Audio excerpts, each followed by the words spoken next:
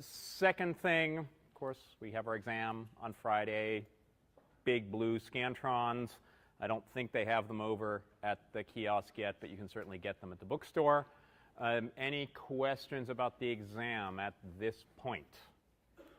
I will be posting all of the clicker questions as soon as we've done these, and I'll put them up online.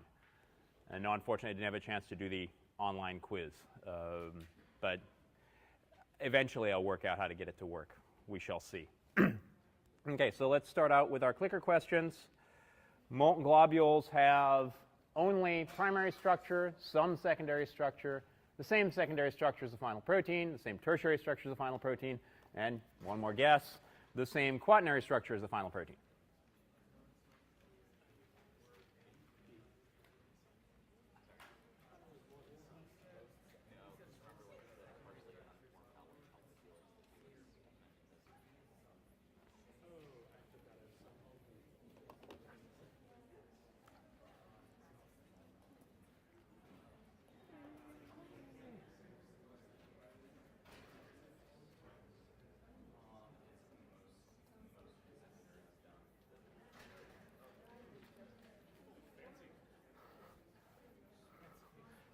Get with the times.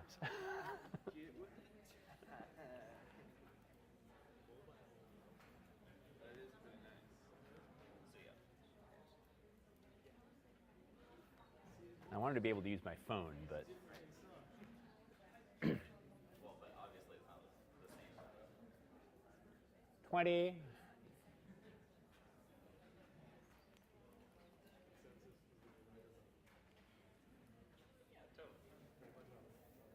Ten.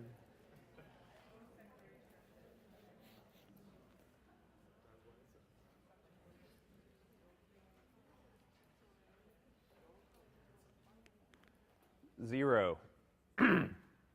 So the decision seems to be between, so let's try my little touchpad thing here, between B and C, either the same secondary structure as the final protein or some secondary structure.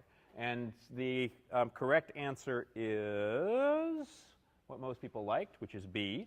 And that's because you do have additional secondary structure that forms. And the example that we talked about in class last time, one of the alpha helices got much, much longer when we looked at it.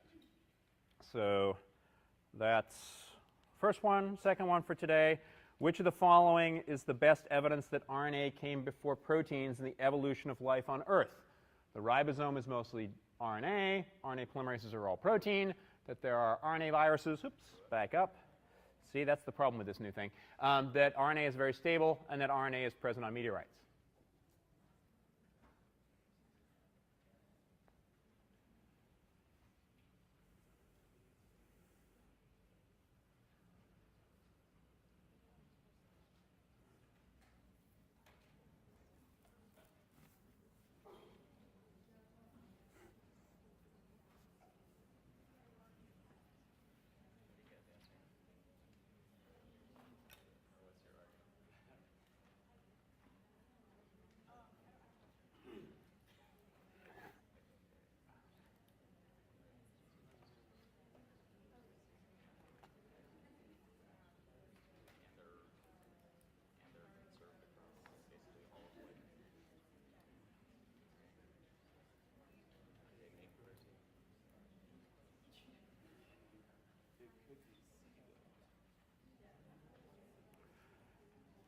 Whenever Stedman puts viruses on a question, it's got to be the right answer. You did with it for Singer. 10. 5.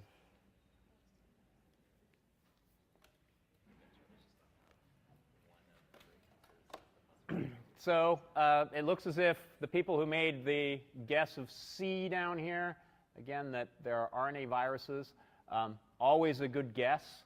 If one of Stedman's exams, unfortunately, it's wrong, but it's a good guess, and it is because the ribosome is mostly RNA. So if you think about all the RNA world hypotheses, is that RNA can make RNA and make more of itself, and clearly the ribosome is mostly RNA. And so that is our question. And those of you who have to leave, see you on Friday, I hope. And we'll see if I can get this thing to move forward. Yay! OK, so again, as always, this lecture, there's no new material today. It's all review, either stuff that I get the feeling that people haven't followed my lecture, or I did a bad job explaining it in the first place. And so the first one of those is the telomeres. And the idea here is, and I'll try and use my little touchpad thing here, see if this works a little bit better, as that the telomerase is always extending the 3' end that you have in one of these incompletely replicated chromosomes. And so all that it's doing is providing a template for the regular DNA polymerases that you have down here in green. So what this means is you're always going to have this 3' extension out here. There's always going to be a free 3' end that's single-stranded, because all of this DNA polymerase activity that we have down here, there we go, is from normal DNA polymerase, RNA-primed DNA primases. So that RNA will be degraded. But the fact that you've got this repeated sequence here, GGTDG, this can now base pair with these sequences over here. So what happens in a form very like what's going on with homologous recombination is you have base pairing that happens here between that single-stranded end and these repeated sequences you have over here. And this is just the electron micrograph that's looking at that. Oh, sorry, questions? More questions on telomerases, T-loops, et cetera? OK, so another question that's come up quite a bit, office hours, emails, et cetera, is about DNA damage. And this is really about where DNA damage takes place. And these are pretty much all of the kinds of DNA damage, or most of them anyway, that we know of, at least that have to do with bases. You have pyrimidine dimer formation, which is separate. That's multiple bases. But on individual bases or individual nucleotides, these are the kinds of places that you have DNA damage that takes place. The size of these arrows is supposed to represent how frequently you get these kinds of chemical changes that happen to DNA.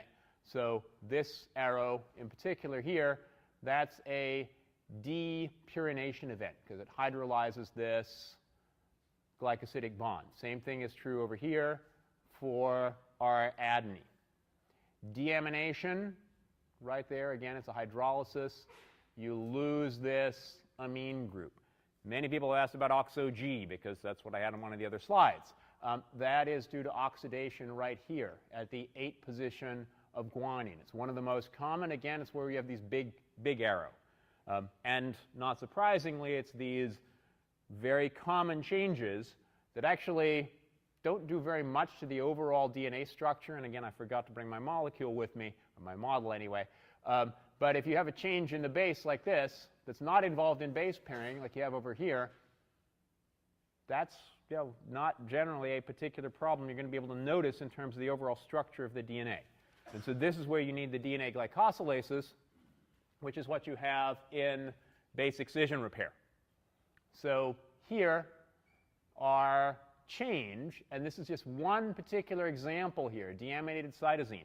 But this could be a deamination that happens in adenine. It could be a deamination that happens in guanine. It could be a deamination that's happened in, again, this case here for cytosine.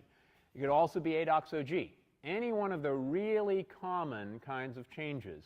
There's a change in a base that you can recognize very easily. It's going to be repaired by the base excision repair pathway. And to do that, you have a very specific enzyme which does it. In this case, a uracil DNA glycosylase. You could also have an 8-oxo-G DNA glycosylase. You could also have a hypoxanthine DNA glycosylase that's going to recognize this incorrect base and cut it out. Once it's cut out, this is identical to what you would have with a depurination, because it's also missing a base. And so everything that happens downstream from this point right here is identical for depurination as if you would have also a DNA glycosylase. So AP endonuclease cuts, this is an endonuclease, so it cuts in the DNA, and then a phosphodiesterase will chop out one nucleotide. That one nucleotide gets put back in. This is why this is your base excision repair. On the other hand, if you have big changes that happen to the DNA that change the structure, and pyrimidine dimer is just one example of this, but if you have a pyrimidine dimer, that's when you have the two pyrimidines that are stacked on top of each other, and a covalent bond forms. It's a cyclobutane bond. It's not critical what it is, but there are covalent bonds that form between the two nucleotides, which are normally offset relative to each other. As soon as you have a covalent bond, these guys line up right on top of each other. This causes a big conformational change in the DNA. And so that's conformational change, which is detected by nucleotide excision repair, and it detects that something is wrong here. This mechanism doesn't specifically repair one kind of change or another. It just repairs something that's a problem in the DNA structure. And the way it does that, of course, is through endonucleases that are cut on either side of where this problem is, helicase, which removes it, and then DNA polymerase, which is going to extend and refill this gap. This is clearly a lot less efficient way to repair any kind of DNA damage because you got to put in all these extra bases, and you have to have helicase. Helicase, as we know, requires lots of what? NTP hydrolysis activity, usually ATP. Last thing that I wanted to talk about, because I think I didn't do a terribly good job of this, has to do with, oh, sorry. Back on that. The first Okay, let's see if we can go back here. Oops. Yeah, I'll try and go backwards. This is the challenge here. Are the two bases that are involved in the pyrimidine dimer, are they also still hydrogen bonded to their complementary bases? Oh, so the question is, when you have a thymidine dimer that forms, or for that matter, any pyrimidine dimer, do you still have base pairing interactions? And the answer is no, partly because you've actually twisted one of the chains, but also has to do with the electronic structure that you have. Pardon? Here they've got, yeah, they have the little bonds in here. Yeah, the base pairs which are supposed to be happening here. Yeah, so say that's an issue, but write to the publisher of the textbook and let them know.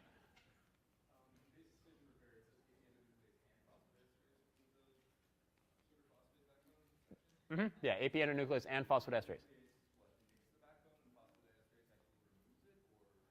Yeah, so the sequence here is the endonuclease cuts the backbone, you're exactly right, and then the phosphodiesterase will take out the ribose, which is there. And it gives you a 3' OH, and then nothing, and then the next 3' OH you're going to be attaching to. So you also need, as well as the DNA polymerase down here, the DNA ligase that puts that last piece in, which is what you need, again, in replication and all the other kinds of cases. OK, so, oops, now we can't get it to move anymore. There we go. So I really need the watch. You know, anyone want to buy me an iWatch or whatever it is? Forget what these things are. So here the basic idea is that we know that any place where you're actively either transcribing or replicating gets repaired before other parts of the genome. And so how does that happen?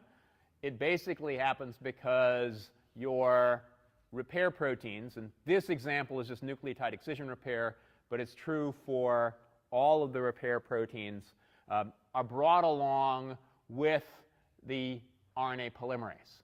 In the case of eukaryotic RNA polymerases, where do you think these things would be associated? On the C-terminal domain, yes, on the C-terminal tail, where everything is that you need to do with transcription, but also having to do with repair. And one of the things that I forgot to mention before, we all remember TF2H, you know, has helicase activity, kinase activity, et cetera. Turns out that some of the mutations that people found in genetic diseases that were bad at DNA repair were actually in TF2H. So TF2H is actually also involved in the DNA repair machinery. And so this is the immediate connection that was made between the transcription machinery and the DNA repair machinery. Turns out the same thing is true for replication.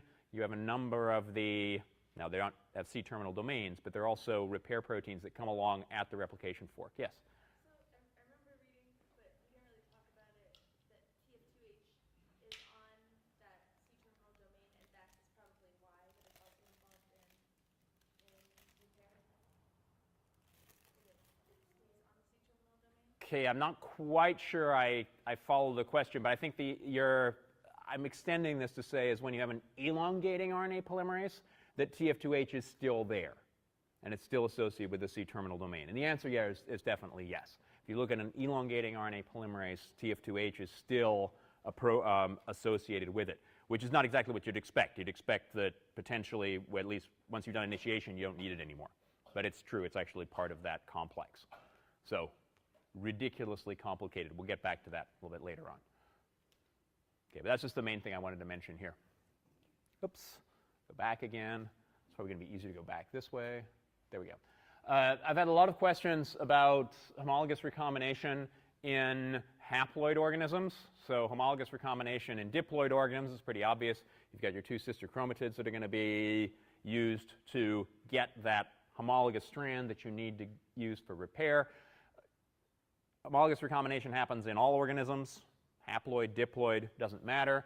In haploid organisms, most of the time, that's going to be in replication forks where you have these kinds of problems. So here is an example where we have a problem that's happened in your DNA. You have a single-stranded break. Single-stranded breaks are usually not too much of a big deal unless you now have helicase activity that separates this single-stranded break from everything else. Now you have a double-stranded break. And this happens quite often. Now, what I didn't emphasize, if you go back and look at that slide where we had the various different DNA damages that take place, if you were looking carefully, you would have noticed that there were a lot of arrows down in the backbone as well, with the phosphodiesters and the riboses. And so this kind of DNA damage happens really quite frequently. So replication fork comes across one of these nicks. Just by the activity of the helicase, you generate a double-stranded break because you're replicating it. Now you've got a double-stranded break.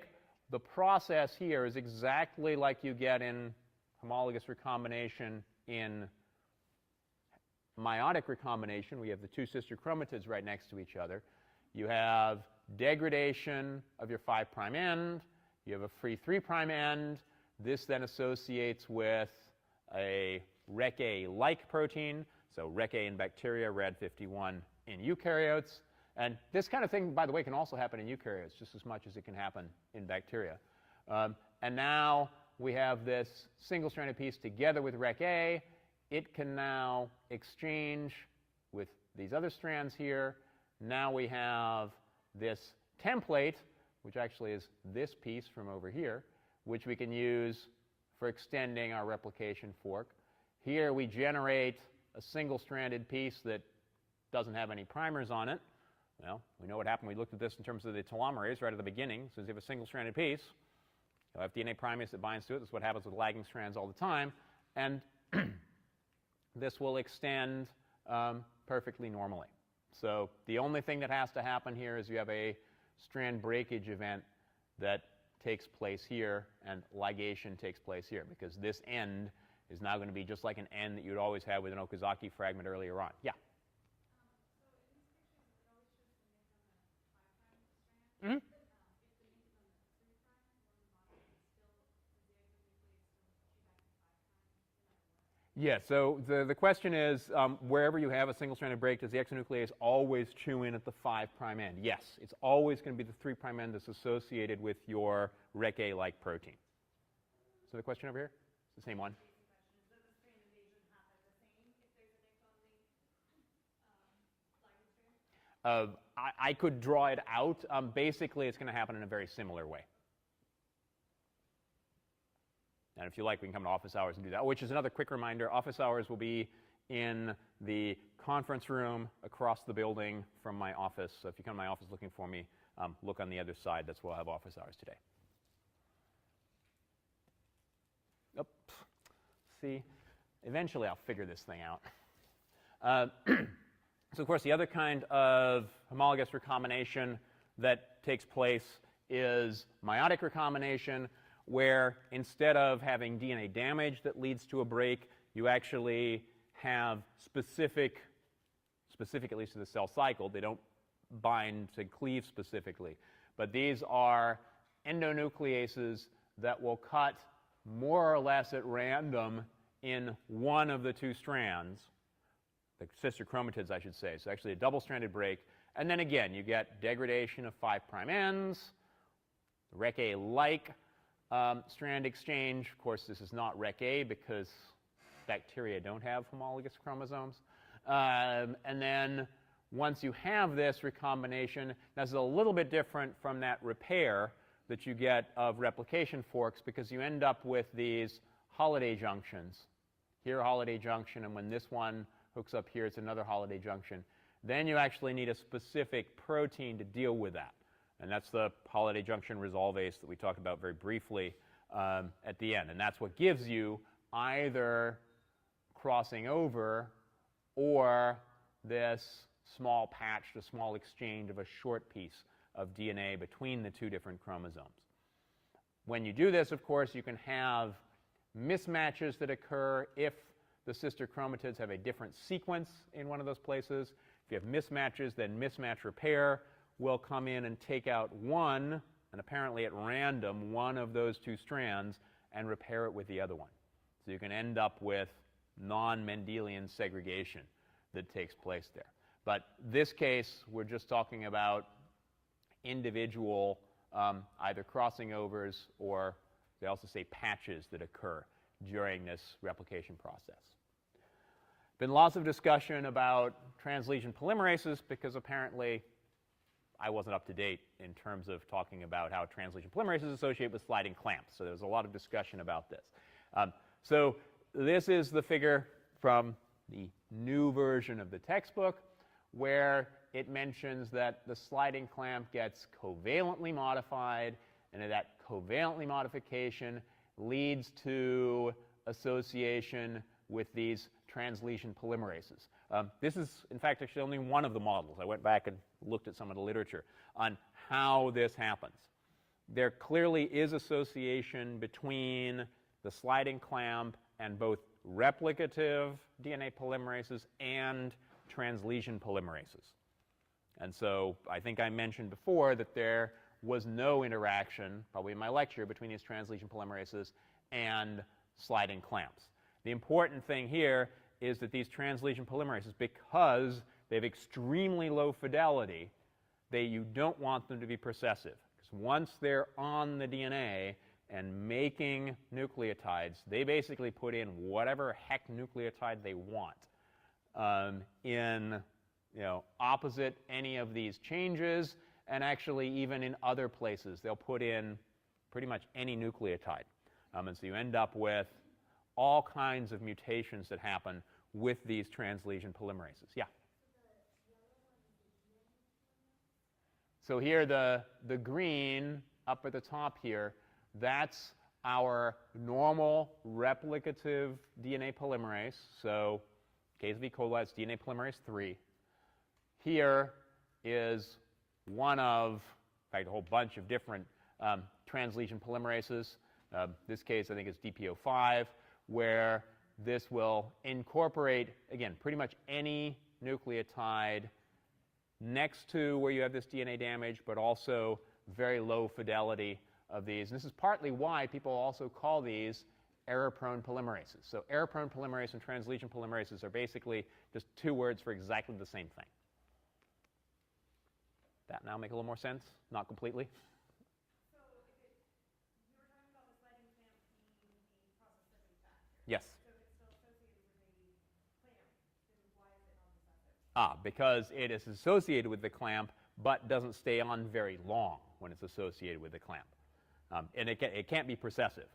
Now, it associates with the clamp probably actually for the same reason we were talking about the repair machinery being brought along with the polymerase. if you run into a problem, you want to have that polymerase there and able to get on.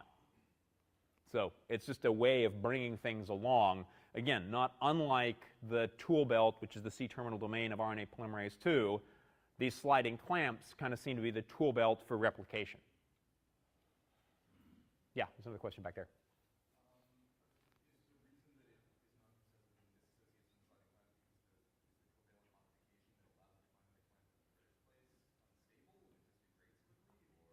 So the question basically has to do with the details of how these are associating with each other. And as I mentioned before, there are multiple different translesion polymerases. And in some cases, there seems to be a particular change that takes place. Other cases, these translesion polymerases are associated with this sliding clamp. It's still a very active area of research. And so people don't actually know all of the details, and it probably is going to be different for different translesion polymerases at different places. So again, the key for this course is that translesion polymerases that darn well better not be processive. Okay. Good. So, oops, this thing's too darn sensitive. Did want to mention transposons really briefly because I think that some of the issues here have to do with why we have inverted repeat and direct repeat structures that you find in all of these transposons, or at least most of them. So if you look at just the cut and paste transposons, and this is true for many of the other ones as well, but these are the real common ones that you find in bacteria and also quite a few in the human genome and most other animal genomes as well. You have these red sequences here, which are inverted repeat sequences. So one sequence here on this strand is going to be the same 5' to 3' as a sequence over here on the opposite strand, 5' to 3'. And the only reason for that is that's where these transposases are actually binding to. And we'll look at inverted repeat sequences a lot more when we talk about regulation after the midterm, so next week, how DNA binding is taking place. But these inverted repeat structures are great because you get one of the monomers that binds onto that particular sequence and another one which binds onto it, but it's facing the opposite direction. And so this way you can get really good specificity of binding. And so inverted repeats are very, very often sites where you have DNA binding proteins associated with your DNA. And so in this case, it's the transposase, which is associating with the DNA in this position, and they really should have these guys on these red sequences, not right next to them. Yeah? So when you have the indirect repeated sequences, Mm-hmm. how do you know when you're going to have the cut and paste versus an inversion? Okay, so there are two different things here. We're going to get to that cut and paste versus inversion in just a second. Yeah, so here what's happening is your transposase binds to these sequences and is going to cut it out and move it and put it somewhere else. And that has to do with how this complex is put together. So if you look here, it's looped around. And that looping is, again, just like you talk about the direct repeat versus the indirect repeat sequences in terms of doing integration versus excision. But there are specific other proteins that are related to these, which are important for that inversion versus insertion and deletion. But in this case, we have these inverted repeats are just the binding site for the transposase.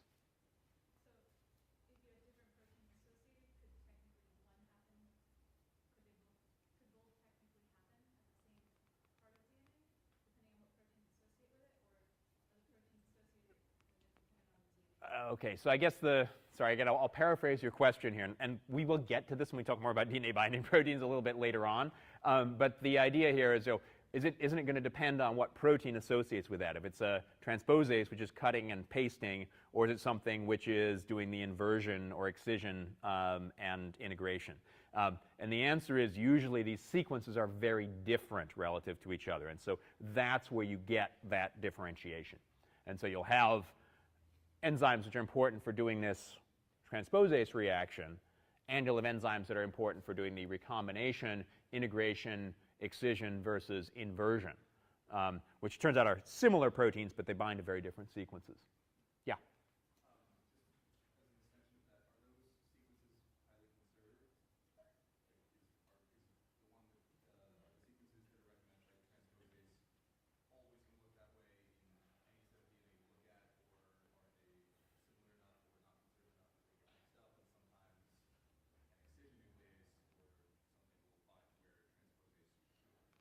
Okay, so the basic question is how well conserved are these sequences? And again, we'll talk much more about this when we talk about DNA binding proteins a little bit later on. But basically, any particular transposase molecule, so any particular protein, is going to bind to one specific sequence or something really similar to that, like the consensus sequence that we were talking about before, and I think we'll get to in just a second. So that is what's going on there, but it's really the protein specific. And so if you have a change, then that could cause a change. But one of the things, again, with these inverted repeat sequences, they're two different sequences, and so you'd have to have mutations in both of them to have that kind of change that you talked about, going from transposon to not transposon. So the other thing that I wanted to talk about here is how you generate these direct repeats, which you find flanking almost all transposons. And this would be retrotransposons, it would be these cut and paste transposons, even the non-retroviral retrotransposons. The reason you get direct repeats is because these endonucleases cut offset from each other. And when you're cut offset from each other, you're going to have a little single-stranded piece here, and have a little single-stranded piece here. This now connects to your double-stranded transposon, and you'll end up with a little gap here. It's shown here in black because those gaps have now been filled in. And so if you have the transposase that cuts not exactly opposite itself, now you'll have these little gaps which have to be refilled. This is what generates direct repeats, flanking pretty much all transposons once you look at them in the genome. Yeah? And is the donor chromosome A now stuck doing non-homologous or is that just simplified? Okay, I think the question here is basically, why doesn't this broken chromosome do non-homologous end joining? The answer to that is, okay, it shows this broken chromosome here, but the broken chromosome actually gets rejoined by either these transposons, so the transposase. Here, clearly, the transposase is doing ligation, but the rejoined chromosome here is usually also religated at that point, rather than having some kind of non-homologous end joining which takes place there. And so it's not that the transposase cuts out and that's it. And it turns out that again, this is the molecular detail. Interested more in the molecular detail, take biochemistry, I think 492. Great stuff on the biochemistry of nucleic acids. Talk all about exactly how this works, but they're tyrosine recombinases, and so actually just exchanging the bonds. So when it cuts out here, it's actually also religating. So it's a lot like what happens in terms of splicing. There questions over here? Okay. Oops. So I did want to talk about these inversions and, excuse me, these integrations, getting back to your question from a little bit earlier. And that has to do with this really cool genome engineering technique, which I just heard somebody talking about the other day in my favorite podcast. Anybody listen to TWIV, This Week in Virology? Yes. All of you in virology next term get to listen to it too. But they were talking a lot about this kind of genome engineering. So this is something that people are doing all the time. It's really current kinds of research, and it's this great research tool. But basically what you have here are binding sites, and this LOX-P site on either side here is a binding site for this Cre recombinase.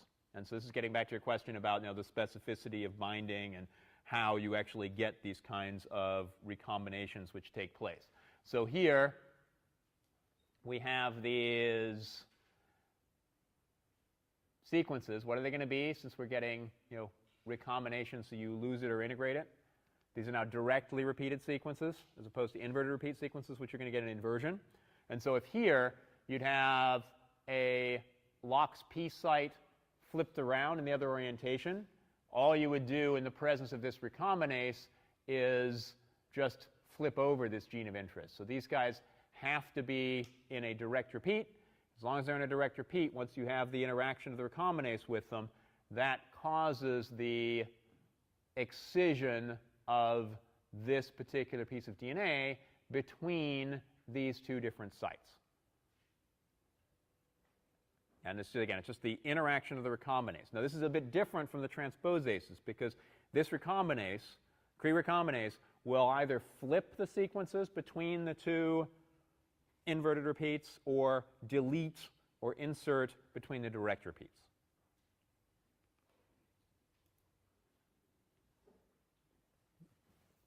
Okay, so let's move on here, maybe. Okay, oops. See, eventually I'll work out this technology. So now shifting gears, talking about transcription.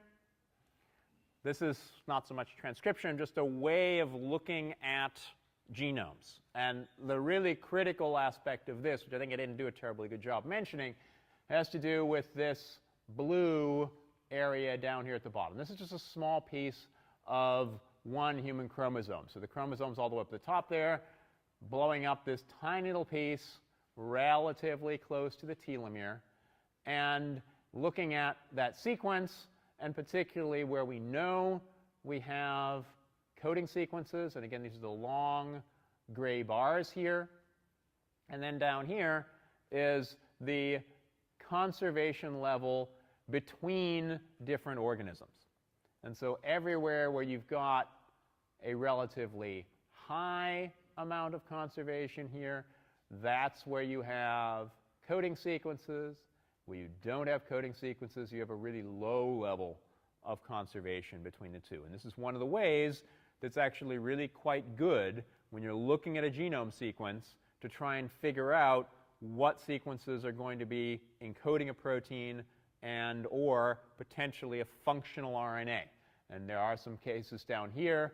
There's a nice one here where we've got, oops, if we can get my pointer to work, there some pretty well conserved sequences, but not in a protein coding area. And so these are quite likely to be some kind of functional RNA.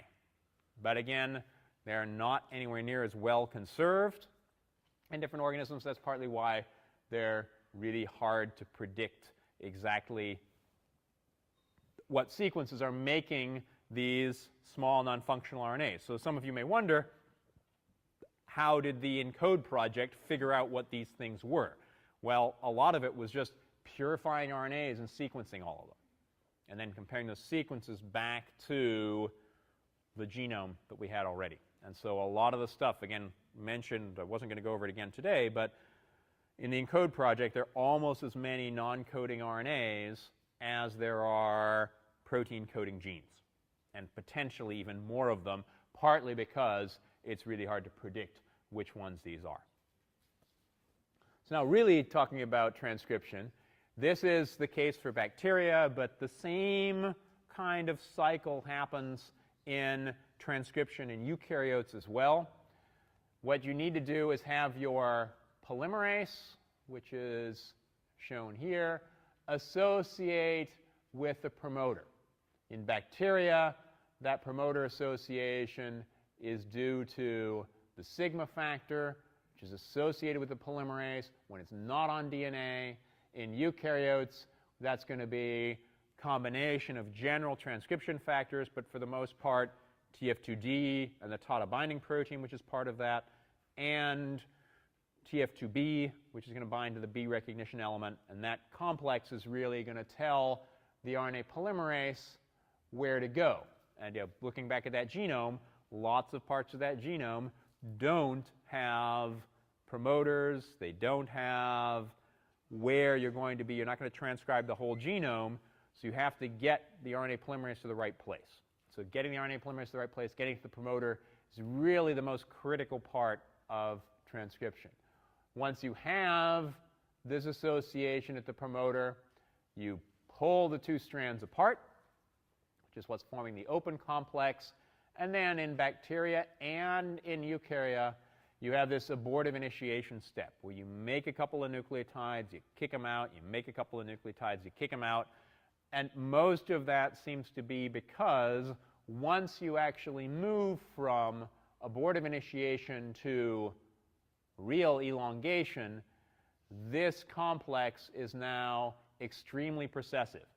So it gets onto the DNA and is going to transcribe that whole gene until it gets to a site of termination. And that in some genes, particularly in the eukaryotic system, can be tens if not hundreds of thousands of nucleotides long. So having a few cases where you have between 2 and 10 nucleotides kind of is this place where you can decide whether this is really a gene that you want to transcribe. And again, we'll talk about this when we talk about regulation a little bit later on. This is a nice place to regulate whether you want to be transcribing that gene or not. Once you've moved out of abortive initiation, this goes into the elongating state. And again, this will elongate until you get to a termination site. Termination sites in bacteria are quite different than the termination sites that you have in eukaryotes. Here we've got secondary structures in the RNA that form together with almost always stretches of U residues. In the case of eukaryotic transcription, this messenger RNA gets cleaved, poly A tails get put onto the piece which has already been made, and then exonucleases will chew in the end here until it basically chews up all of the RNA that was associated with the RNA polymerase. Once you have termination, the RNA is gone, the DNA is gone. This polymerase goes and looks for a new promoter, and the whole cycle goes around again and again and again. Yeah? I thought the hairpin formation was what told ribosome to skip a stop codon. I would guess it has multiple functions. Okay, so the question is here, we thought that this secondary structure that forms in the RNA is involved in getting, I'll just call it translational recoding, so skipping stop codons or changing the open reading frame. Yes, but that's in translation and not so much here. And that's another nice example of how secondary structure in the RNA is important for all kinds of different things. So not just here for transcriptional termination. And this particular transcriptional termination only really seems to happen in bacteria. And so it's one of the big differences that you have between bacteria and eukaryotic transcription, is that secondary structure which forms. Yeah? So then how does termination, okay, so with the hairpin uracil oil slick only happens in bacteria, how does the, I guess, transcription complex disassemble in eukaryotic transcription? Is it just that it gets capped and tailed and that easily slides out of the transcription complex, or is it because the eukaryotic transcription complex is so big and has so many moving parts it just sort of falls apart? Yeah, so the question basically is, how does termination take place in eukaryotic transcription if it doesn't have hairpin loops that then pop out of that whole structure? And the way that it seems to happen, again, it's much less well understood in eukaryotes than it is in bacteria, but it does seem that as soon as you cut this messenger RNA and put on a poly A tail, that now is a free 5' end of an RNA. It doesn't have a cap on it. Non-capped RNA, there are a number of exonucleases, but the very specific exonuclease that chews in at that end. And it seems that that chewing of that exonuclease could be pulling out the RNA from the RNA polymerase complex. As soon as the RNA comes out of the complex, and this is true both for eukaryotes and bacteria, as soon as the RNA is not there anymore, then the complex is no longer stable. And so it's basically getting rid of the RNA in the complex, which is the key for getting termination to take place. Okay, so I mentioned consensuses or consensi. How many people had Latin? I did, but far too many years ago.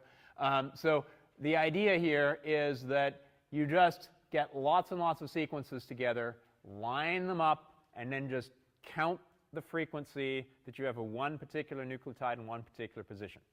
If you have a region where there's pretty much no defined sequence which is there, and particularly here between the -35 and the -10.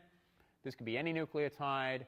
However, if you look in the now bacterial promoters, -10 and -35, these have some very well conserved sequences. And this is what you would see in the consensus sequence. Again, this is just what is the most frequent there. You'll have a few that have exactly that sequence, but often they'll be off by a nucleotide or two. But the less changes they have, the better they are at binding.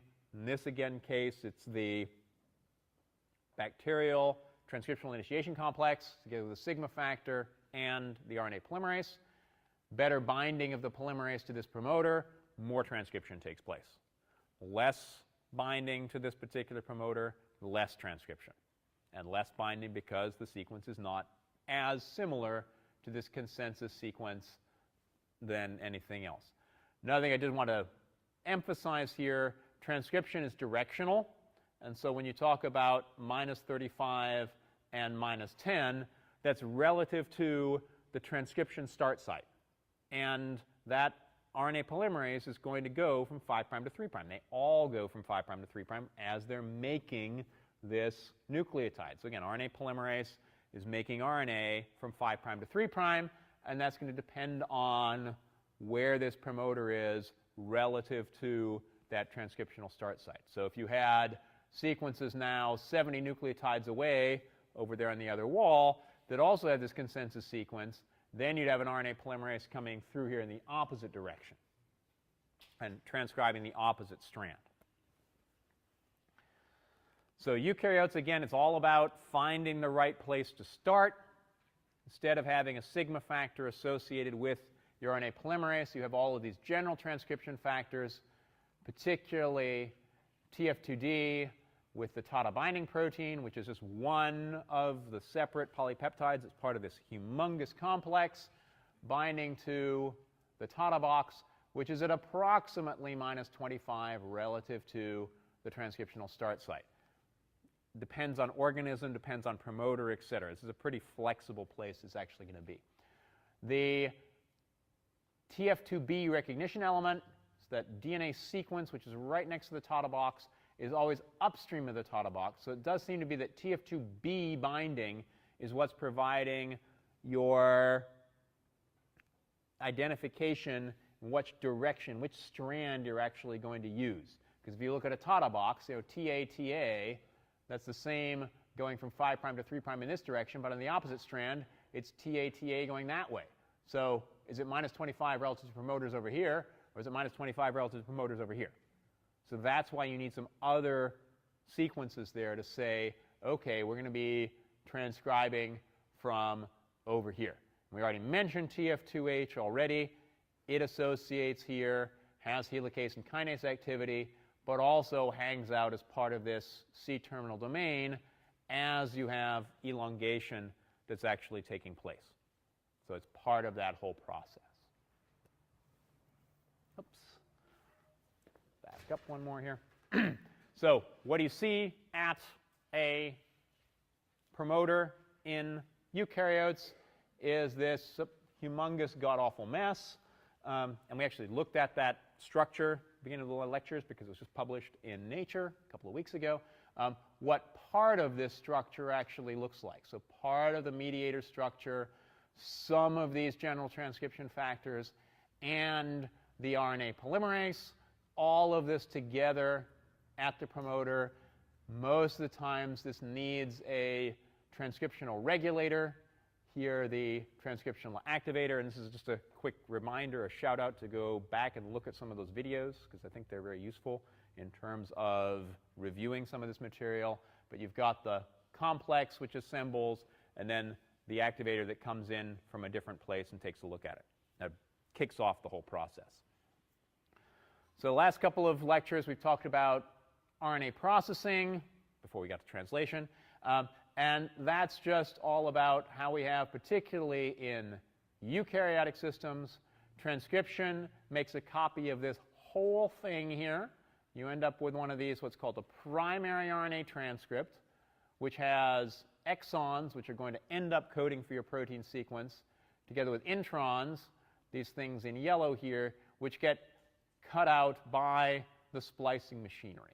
All of this happens while you're undergoing transcription because of your molecular tool belts and all of those proteins and ribonucleoprotein complexes that are associated with the RNA polymerase. 5' capping, RNA splicing, poly A tail formation. You form one of these capped, spliced, and tailed messenger RNAs. That gets exported, and then we talked about translation in the last couple of lectures. What does splicing? It's mostly the RNAs together with some proteins, and it's really the RNA which is doing most of the job here. So these are the RNPs, ribonucleoprotein complexes, the small nuclear ribonucleoprotein complexes, U1, U2, U4, U5, and U6, which are binding to these not very well conserved sequences that you have at the end of exons and beginning of introns. The real key to which of these you use, and we talked about alternative splicing, is when you get U2 associated with the branch point, and this is always in normal spliceosomes and adenine residue, where you end up with this really funky 5', 2' phosphodiester bond, which then gets chopped off as part of this structure when you religate these two ends together. Again, it's an RNA here in green together with the proteins in gray complex that's doing this whole process, but you can do it just with the RNA itself. And this was shown by looking at self-splicing introns. And so just the RNA, purify away all of the proteins, you still get splicing that takes place. Now, this is always how we draw these messenger RNAs and just the individual spliceosome components. That's, of course, not everything that's present on your RNA. And probably most important as far as we're concerned for splicing are those proteins which are binding in exons. And these are our SR proteins because they've got serines and arginines in them. Those then define which exon you're going to use by interacting mostly with U2 and those U2 activating factors that are putting U2 onto the intron in the place where you're going to get that branch point which forms.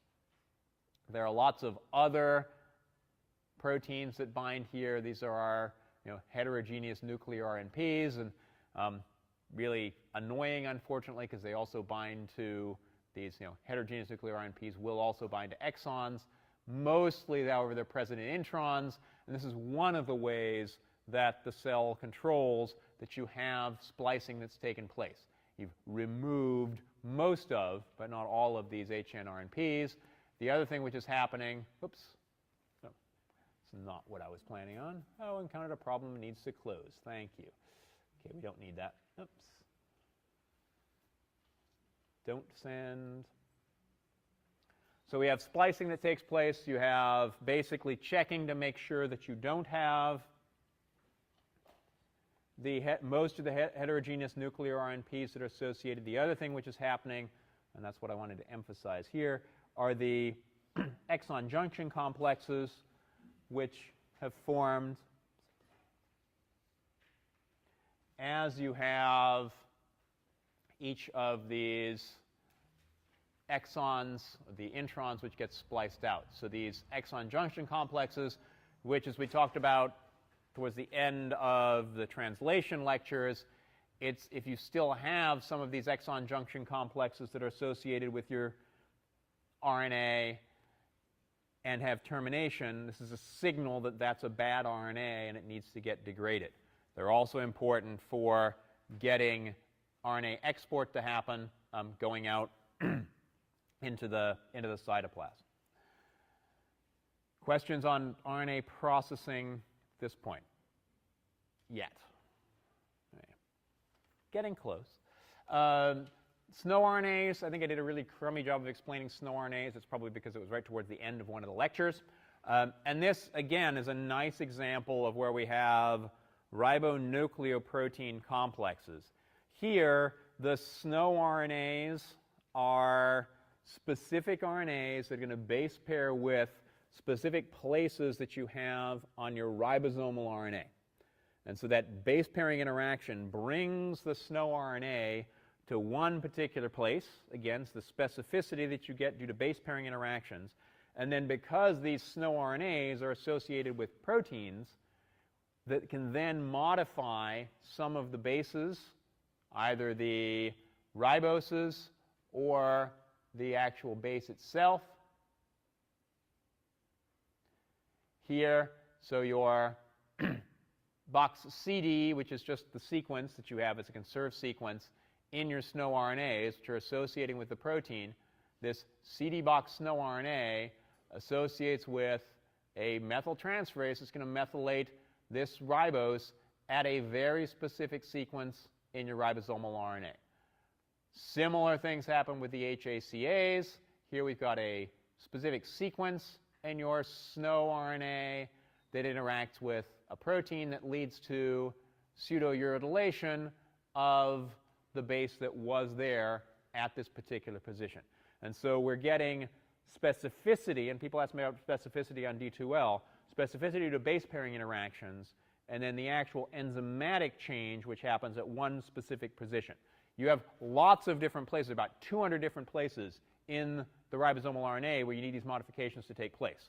And that means you have 200 different snow RNAs which are going to bind to these different positions. But you have multiple positions where you're going to have O-methylribose and pseudouridines. Yeah?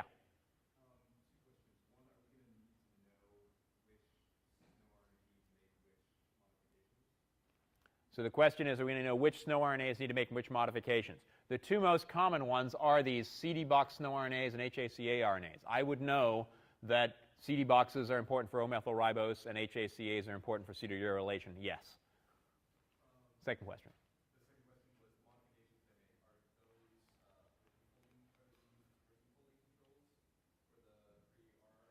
So these are important for associate. So what the basic question is, why do we have these modifications? And those modifications are involved in giving you the structure of the ribosome. And so once you have the structure of the ribosome, structure leads to function. Thank you. So that's the main reason, seems to me, mostly for these structural things. A few of the modifications are important for the catalysis, but not these particular ones. Some of the other snow RNAs are important for that. Last 5 minutes or so. Again, hopefully this is stuff which is more recent, so we don't have to go over it in quite as much detail. Main thing here with the tRNAs is that they are highly helical, and they don't have this cloverleaf structure. They really have this L-like structure. And again, it's mostly base paired all the way through here. The anticodon loop is down here. That's what's going to interact with your codons. And then the amino acid is present up here at the other end. How do you get the amino acid on there? These are the aminoacyl tRNA synthetases. And the main thing here is that they've got a large area of interaction. It's not just the anticodon here. It's the place, of course, where they're going to be adding the amino acid, but then lots of other interactions that are taking place here. And that also is why you can have one aminoacyl tRNA synthetase that can bind to and put the appropriate amino acid on lots of different tRNAs. If you think about the genetic code, some amino acids have 6 tRNAs, or at least 6 codons that are coding for one specific amino acid. So at least in theory, you could have 6 different tRNAs that are interacting with one aminoacyl tRNA synthetase. So it's really much more about the amino acid than the codon that you have down here at the bottom. What does this do? Again, I think I did a crummy job of explaining this before. The aminoacyl tRNA synthetase actually has 3 real activities. 2 I wanted to talk about here. The first one is the activation of your amino acid. And so here's your amino acid, regular amino acid, floating around inside the cell.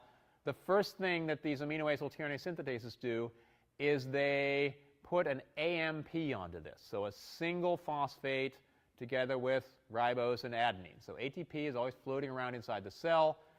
This now adds a MP to this and loses these two phosphate groups, and that's energizing this amino acid because it's a very high energy bond that you form here. This high energy bond gets exchanged for the OH, which is present at the 3' end of your tRNA. Now you have your aminoacyl tRNA. So both of these steps take place with the aminoacyl tRNA synthetases. The other activity that they have, of course, is cutting off the wrong amino acid if they happen to associate the incorrect amino acid, which is at the end of your aminoacyl tRNA synthetase. Again, a thing I think I did a crummy job of explaining before is if you look at ribosomes, what are they made of? Mostly RNAs. Those RNAs here, at least for the eukaryotic ribosome, there are more RNAs than you have in the bacterial ribosomes down here. And particularly important, there's actually a question on a previous exam. How are these ribosomal RNAs made? This 5S RNA, oops, I'm not seeing it here, was actually made by RNA polymerase 1, not RNA polymerase 3. So, I know this was RNA polymerase 3, not RNA polymerase 1. RNA polymerase 1 makes most of the ribosomal RNAs, but this one actually is made by RNA polymerase 3. And so that was the answer to one of those previous questions.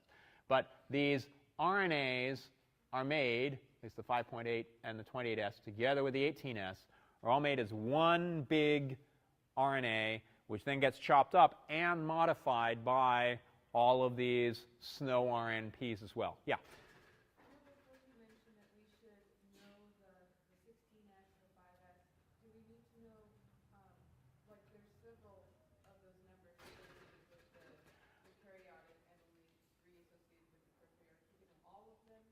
Right, in terms of what questions would be on the, what I expect you to remember.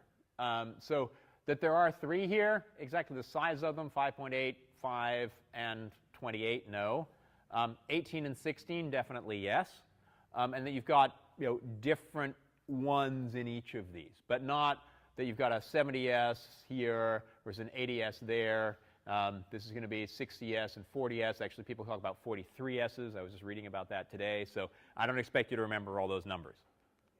But 18 and, I think 18 and, excuse me, so 18 and 16 are pretty reasonable. Yeah? Is there something particularly significant about the fact that they are 16 or 18 units in length that makes it, just, is there something that you can kind of hold on to remember that? So yeah, so is there a good mnemonic to try and remember why 16S versus 18S? So is there a purpose? Is there a purpose to life? No. We're getting to philosophy here. Getting late today in lecture. But the basically what the difference is here, and actually I'll move forward to the next slide because it has to do with the structure of the ribosome and not so much the 16S versus the 18S. There are actually some extra loops that you have here in 18S versus 16S. This is a 16S here. So you have an extra loop structure here. One of the questions, actually getting back to your one about 3 RNAs versus 2 RNAs, that extra RNA is actually sitting right here in your eukaryotic ribosomes. Now, one question again is, why do you have these extra things in the eukaryotic ribosome versus what you have in the bacterial ribosome? Probably has to do with having co-transcriptional translation. It's what you have in bacteria. That RNA is coming off and it gets jumped onto and translated immediately, as opposed to having to associate with an RNA that's got a whole bunch of other proteins and everything else that's associated with it. So it's probably that's why your eukaryotic ribosome is more complex than your bacterial ribosome. So last thing here, these are the translational initiation factors. The key here is oops, wow, this is really sensitive. These first initiation factors, IF2 is the one that's bringing in your initiator tRNA. GTP hydrolysis takes place. You have GTP hydrolysis for the elongation factors as well. And then the initiation factors above and beyond EIF2 and specific for eukaryotes are the 4E and the 4G. for E binding to caps, and for G providing the link between the cap and the tail, so you have circular structures. It's now 10:05. If you're interested in office hours, again, they'll be over in the conference room, or you can come and grab me right now. Good luck on Friday.